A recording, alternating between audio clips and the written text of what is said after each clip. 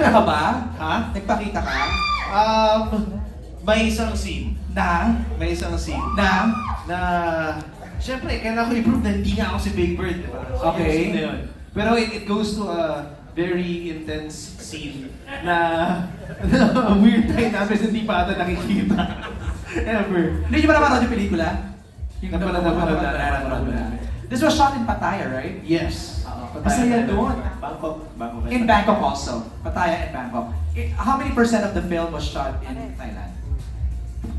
Mga 80%. Okay. Wow. 83%. 83. Nag-calculate ko sa utak. 83% naman pala. Okay. Yeah, okay. Now, let's ask first itong from Chad Rosete of Manila Feed. Chad, basahin ko na yung question mo. Is Chad here? Okay, wala. For Enrique, Pepe, Nico, and Red, for the cast, if you were to choose, kayo ba ay Big Bird or not Big Bird? Pass!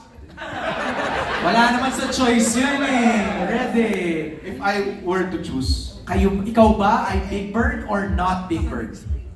parang ang laking responsibility ng Big Bird eh. Dahil yung natutunan ko sa shoot na Basta walang explanation, pili lang. Pili lang ba ako kayo? Not. Not Big Bird. Nico. Nico Dax nga eh. Oh! Ano sabi ng survey? Big Bird. Okay. Pepe? Proudly not Big Bird. Smile ka pa Ken, ikaw? Both. Hindi naman lagi, di ba? Minsan, kung malamig, di ba? Alam mo, we're gonna be in big trouble. Season na. Ken, you have no idea kung anong pwede nilang itanong, ha? Pretty good, With pretty your good. movie title pala, I don't know. Where will this go? Baka mag-viral ka bigla tonight. Okay. Ken, ang next question ni Chad is, after ilang years na magkasama kayo ni Liza for projects, paano ka nag-adjust sa mga pagbabago sa career mo now that you're doing a solo project like this? Adjust?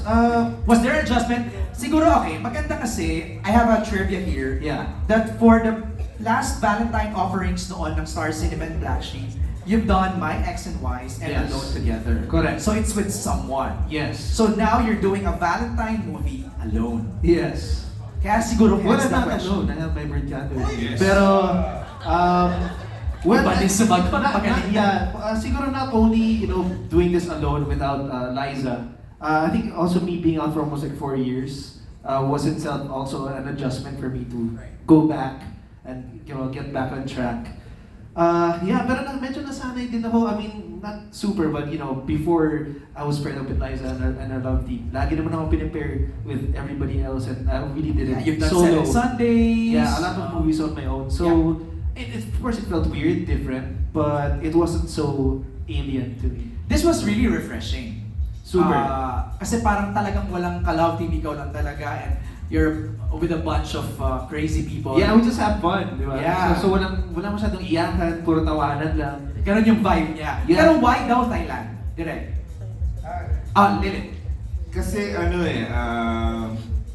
doon nangyari yung napagkamalang porn actor yung kasama ko. And at the same time, nung panahon ng mga, kasi yung porn ngayon libre na eh.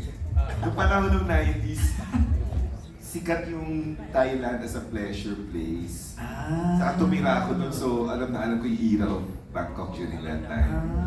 May first-hand experience ka naman pala. Mahirap kasi Isa maging lang. dax pag 90s. Okay, thank you, Chad, for your question. Next is from Nikki from Arambula Live.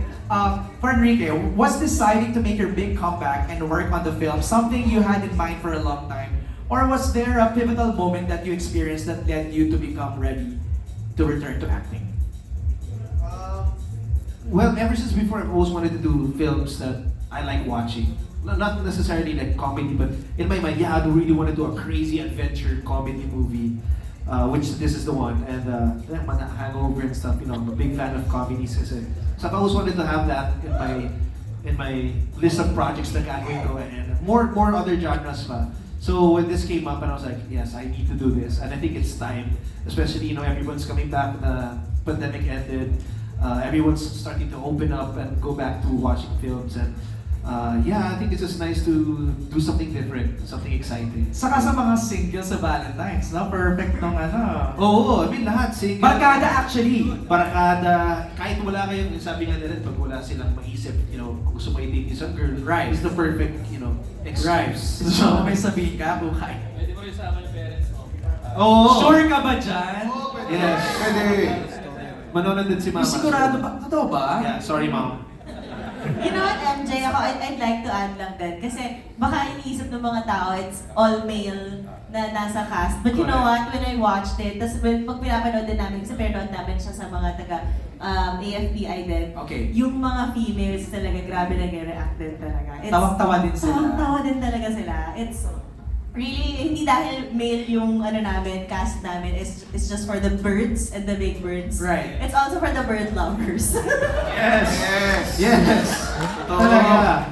As in, it's for everyone, Kasi especially yung parents din naman namin, pinanganak kami dahil sa bird. So they look again. Kukay, what happened to you guys?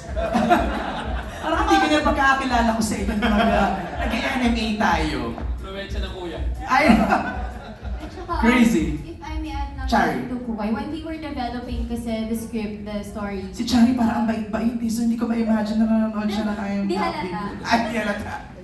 like I said, when we were developing the story of Big Bird, we wanted to do a comedy that would transcend to all genders. Yung hindi lang ma-enjoy ng mga lalaki, but at the same time, ma-enjoy ng mga babae, ng queer people, everybody across, and the whole family. Kasi gusto namin na yung lahat natawa. At saka gusto namin hindi yung may ma-offend kami. We want everybody to have fun when they watch Big Bird. Pero bakit gano'n ang name ni Pepe? Hindi ko masabi, I can't say. May age, pwede mo sabihin may age. Pwede mo sabihin, Pepe, Java paliwanag. Titi. Praja? Titi. Oo. TT with an H. Spell. T-I-T-H-I.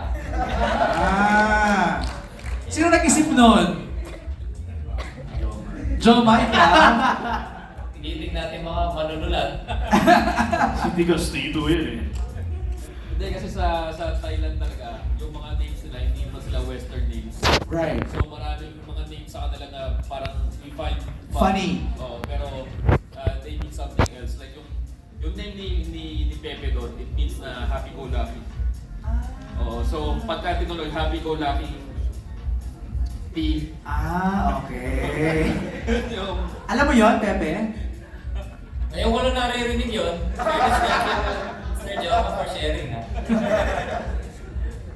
Pangalan ni Pepe, pati in real life, tapos sa character, hindi ko tayo maintindihan. Ewan ko kung nag-gets niyo yun. Ay nako, Ranvel, mo na isama yun. Nico, you've done so many different roles in your career. What's your ultimate dream role that you hope to play one day? Naks naman. Sa'yo pa talaga itong question. Oo, wala naman pang masyadong mga nagawang role. Pangalawang beses ko nga gumanap na gay role. Una yung para kang papa mo. Siyempre yung gusto ko naman action comedy. Matry naman, makahawak naman ng parang lalaki. Matigas. Para maiba naman, di ba? Oo, para maiba. Okay, may mga friends tayo here inside the theater that wants to ask questions. Alex Brosas from the Daily Tribune is here. Alex, can you ask your question now? Actually, I forgot na. Can you ask it? Andito daw.